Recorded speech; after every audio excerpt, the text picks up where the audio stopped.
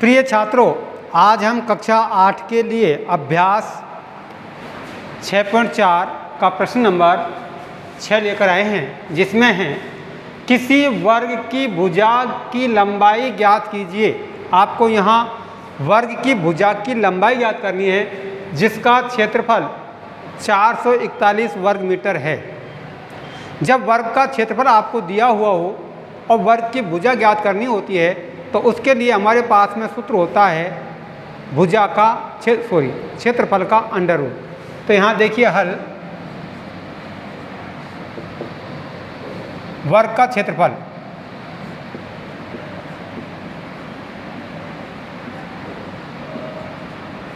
बराबर 441 वर्ग मीटर। वर्ग की भुजा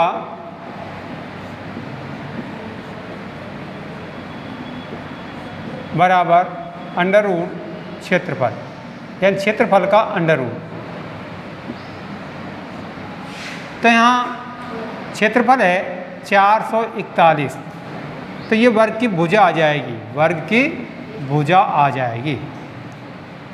और अंडर रूट का अर्थ आप जानते हो कि 441 का वर्गमूल आपको ज्ञात करना है। क्या ज्ञात करना है? 441 का वर्गमूल। मैंने आपको भाग विधि से बता दिया है और अभाज्य गुणनखंड विधि से बता दिया है। तो वर्ग की भुजा बराबर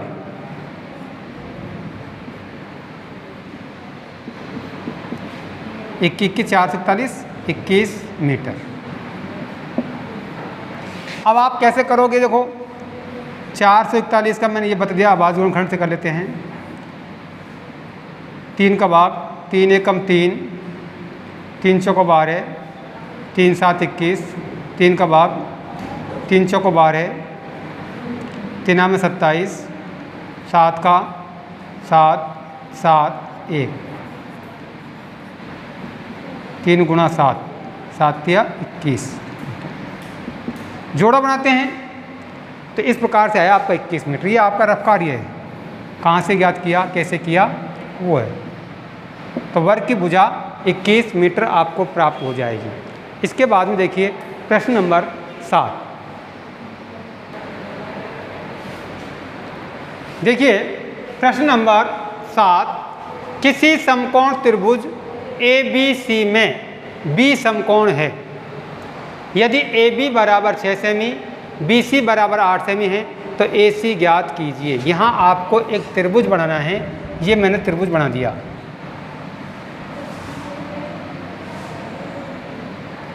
B समकोण है, ये 90 डिग्री का है, ABC, ठीक है। अब आपको यहाँ दिया है AB बराबर हल, AB बराबर 6 सेमी, BC बराबर 8 सेमी, AC ज्ञात कीजिए, AC ज्ञात कीजिए। तो देखिए समकोण त्रिभुज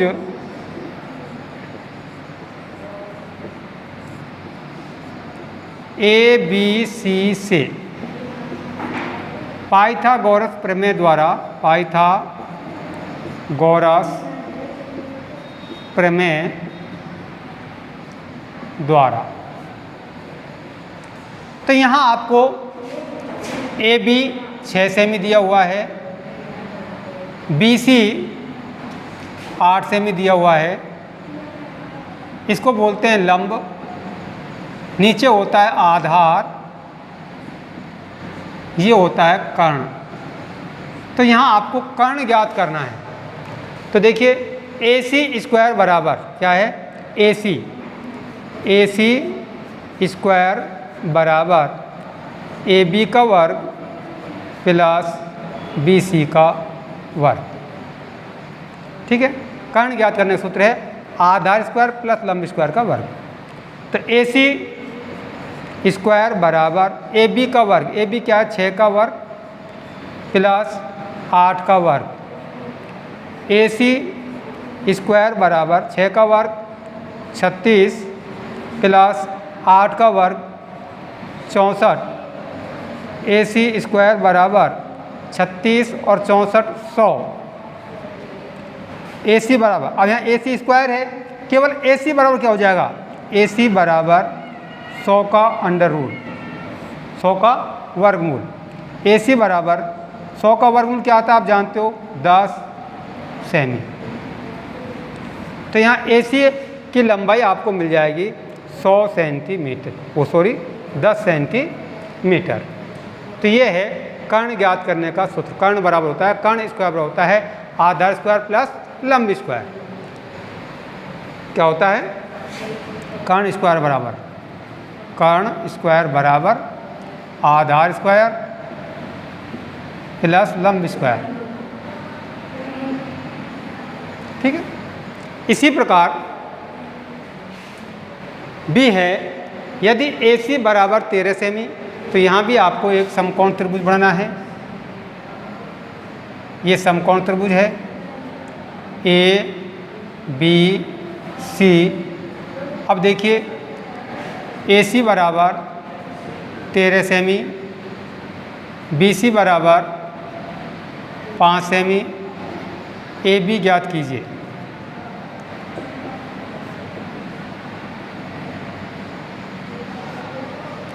AC बराबर 13 सेमी, BC 5 सेमी। AC आपको ज्ञात करना है। AC क्या है, ये होता है आधार, ये होता है लंब, और सबसे बड़ी भुजा होती है कर्ण। तो यहाँ आपको आधार ज्ञात करना है। क्या ज्ञात करना है, आधार ज्ञात करना है। तो देखिए AB बराबर आपको ज्ञात करना है AB, तो समकोण त्रिभुज, समकोण त्रिभुज ABC से पाइथागोरस प्रमेय द्वारा, पाइथागोरस प्रमेय द्वारा, पाइथागोरस प्रमेय द्वारा। तो यहाँ क्या ज्ञात करना है, AB। AB क्या है, आधार। तो आधार स्क्वायर बराबर होता है, देखिए हिंदी में देता हूँ मैं, आधार स्क्वायर बराबर होता है कर्ण स्क्वायर माइनस लंब स्क्वायर। तो आधार क्या है, AB, AB का वर्ग बराबर कर्ण AC का वर्ग माइनस लंब BC का वर्ग। तो AB तो आपको ज्ञात करना है, AB स्क्वायर बराबर AC कितना है आपके पास में यहाँ 13 का वर्ग माइनस BC कितना है आपके पास में 5 का वर्ग। अब AB स्क्वायर बराबर 13 का वर्ग, 13 169 माइनस 5 का वर्ग 25। AB स्क्वायर बराबर 169 माइनस 25 बराबर 144। AB बराबर खाली यहाँ वर्ग लगा हुआ है, तो हम वर्ग को हटाएंगे तो 144 पर वर्गमूल का निशान आ जाएगा, अंडर रूट का निशान, 144 का अंडर रूट। अंडर रूट का मतलब होता है इसका हमें वर्गमूल ज्ञात करना होता है। वर्गमूल आप चाहे भाग विधि से करें चाहे अभाज्य गुणनखंड विधि से करें। तो AB बराबर 141 का वर्गमूल 12। तो AC की लंबाई 12 सेंटीमीटर प्राप्त हो जाएगी। तो AC की लंबाई AB की लंबाई बराबर कितनी आ जाएगी, 12 सेमी। यहाँ AB की लंबाई ही आपसे पूछी गई है। केवल आपके इस अभ्यास में 2 ही पाइथागोरस प्रमेय के सवाल दिए हुए हैं। ठीक है। इसके बाद में आता है प्रश्न नंबर 8।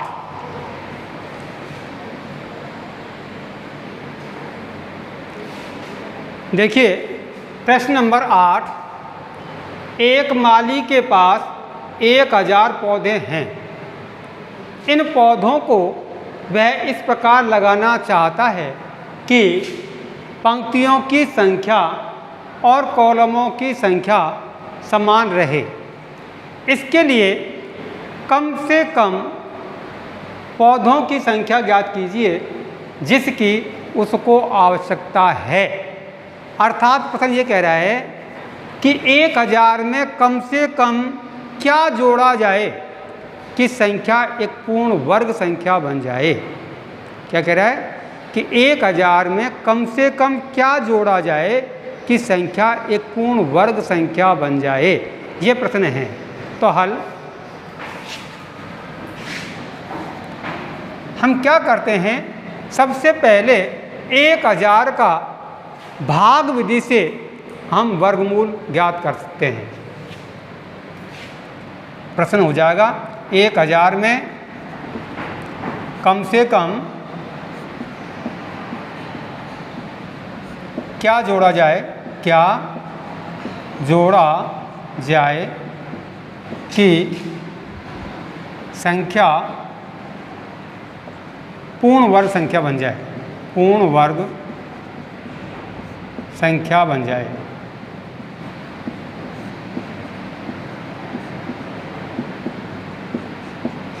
तो ये हम 1000 का अभाज्य गुणनखंड भाग विधि से वर्गमूल ज्ञात करते हैं। ये बार का निशान दो दो संख्याओं पर, 10 में वर्ग का भाग देंगे, 3 का वर्ग 3, 3, 3, 3 का वर्ग 9, इनको हम जोड़ते हैं 6, इनको हम घटाते हैं 1, 0, 0। ठीक है, अब 6 का भाग 6 एकम 6, एक बार जाता है 1, 1, 61 गुणा 1, 61, यहाँ 31। ठीक है, इनको हम घटाएंगे, 10 में से 1 गया 9, 9 में 6 गए 3, यहाँ जोड़ते हैं 2 और 62। तो इसका वर्गमूल यहाँ 31 आता है। क्या आता है? 31। तो देखिए हल क्या करते हैं, 31 का वर्ग छोटा है 1000 से, 31 का वर्ग छोटा है 1000 से। और 31 के बाद में अगली पूर्ण वर्ग संख्या आती है 32 का वर्ग, और 32 का वर्ग क्या है? बड़ा है। 31 का वर्ग 1000 से छोटा है, और 1000 32 के वर्ग से छोटी है। तो हमें क्या करना है, फिर उल्टा चलना है, 32 का वर्ग माइनस 1000। तो 32 का वर्ग क्या प्राप्त होता है आपको? 32 का वर्ग आपको क्या होता है? 32 गुणा 32, 32 गुणा 32 करना है, 32 गुणा 2, 32 दूनी 64 को 4 को हंसलाई 6, 32 96 और 6 102, 1024 माइनस 1000 बराबर 24। तो यहाँ पूछो कम से कम क्या जोड़ा जाए, इसके लिए कम से कम पौधों की संख्या ज्ञात कीजिए जिसको उसकी आवश्यकता है। तो 24 पौधों की आवश्यकता है। क्या लिखोगे उत्तर? 24 पौधों की और आवश्यकता है।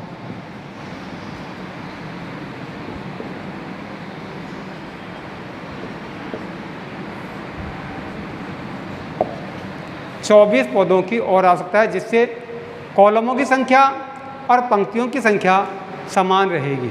ठीक है, यहाँ यही पूछा गया था कितने पौधे और आवश्यकता है उसको जो पूर्ण वर्ग संख्या प्राप्त हो जाए।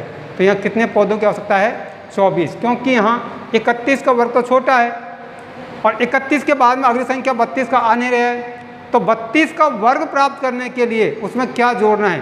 तो 32 का वर्ग 1024 माइनस 1024, तो 24 पौधों की और आवश्यकता है। इसके बाद में आता है अगला प्रश्न।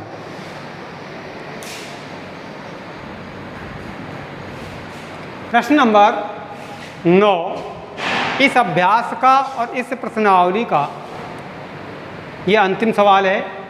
एक विद्यालय में 500 विद्यार्थी हैं। पीटी के अभ्यास के लिए उन्हें इस तरह खड़ा किया गया कि पंक्तियों की संख्या कॉलमों की संख्या के समान रहे। इस व्यवस्था को बनाने में कितने विद्यार्थियों को बाहर जाना होगा? अर्थात 500 में से कम से कम क्या घटाया जाए कि संख्या पूर्ण वर्ग संख्या बन जाए, ये इसका प्रश्न होता है। तो हल,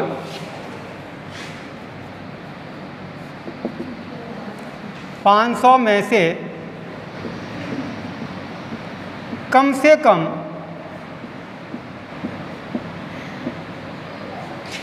क्या घटाया जाए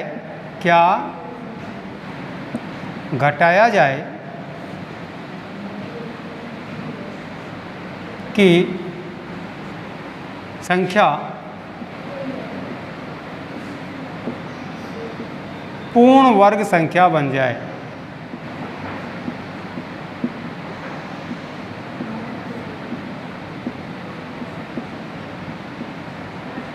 ये प्रश्न बनता है कि 500 में से कम क्या घटाया जाए कि संख्या पूर्ण वर्ग संख्या बन जाए।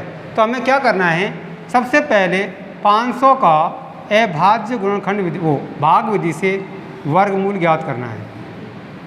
ठीक है, तो वर्गमूल मैंने आपको इसी अभ्यास में बताया था, पिछले अभ्यास में बताया था कि पीछे से दो संख्याओं के ऊपर बार का निशान, यदि एक संख्या है तो उसके ऊपर एक का निशान एक पर ही लगाएं।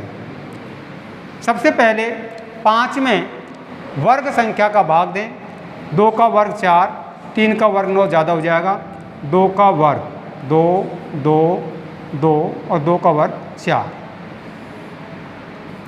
इनको जोड़ें, 2 और 2 4, इनको घटाएं 1, जोड़ो उतारें 100। अब 4 का भाग 8 में देके देखें, 4 दूनी 8, 2 रखने पर जा रहा है 2, 2, उत्तर में 2 और 42 गुणा 2 करते हैं हम, 42 दूनी 84। यहाँ घटाएं 16, यहाँ जोड़ें 44। तो पूर्ण वर्ग बनाने के लिए क्या घटाना होगा, 16। ये जो शेष बच रहा है यहाँ 42 का पूर्ण वर्ग बनता है, 22 का 23 में जाता नहीं है भाग इसका, तो यहाँ देखेंगे हम, तो यहाँ जो शेष बचा है वो घटाना है। तो कैसे करोगे, 500 माइनस 22 का वर्ग, तो 500 माइनस 22 का वर्ग, 22 गुणा 22 आराम से कर सकते हो आप, 484। तो देखो 22 गुणा 22 करने पर 22 गुणा 22, 22 दूनी 44 को 4 को हंसलाई 4, 44 और 4 48, 484, 484। तो यहाँ अपने आप आ जाए, क्या घटाना है आपको, 16। कम से कम 16 विद्यार्थियों को बाहर जाना होगा, कम से कम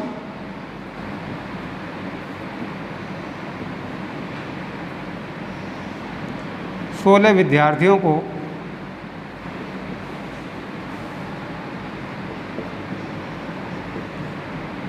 बाहर जाना होगा।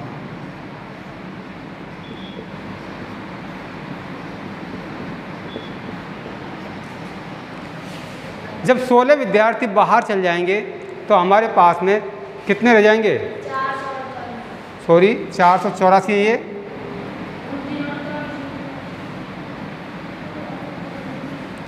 कितना आया, 484 है। 16 विद्यार्थी हम बाहर निकाल देते हैं तो हमारे पास में 484 विद्यार्थी रहते हैं और 484 का वर्गमूल 22 प्राप्त होता है, अर्थात 22 व्यक्ति इधर लाइन लग जाएंगे और 22 ही न्यू लाइन लग जाएंगे, 22 और 22, इतने ही कॉलम और इतनी ही पंक्तियां आपको प्राप्त हो जाएगी। 22 विद्यार्थी एक साइड में न्यू लाइन में खड़ी कर देंगे और 22 की ही वो रो बन जाएगी, तो पूरे बच्चे हो जाएंगे। ठीक है, तो यहाँ प्रश्न यही है, प्रश्न को ध्यान से पढ़ना था कि कम से कम क्या घटाया जाए कि संख्या पूर्ण वर्ग संख्या बन जाए। ये प्रश्न अभ्यास में भी पहले भी आ चुका था। इसी प्रश्न के साथ आज का यह अभ्यास और यह अध्याय संपूर्ण होता है। अगली वीडियो में हम आपके लिए नया अभ्यास और नया अध्याय लेकर आएंगे। तब तक के लिए धन्यवाद।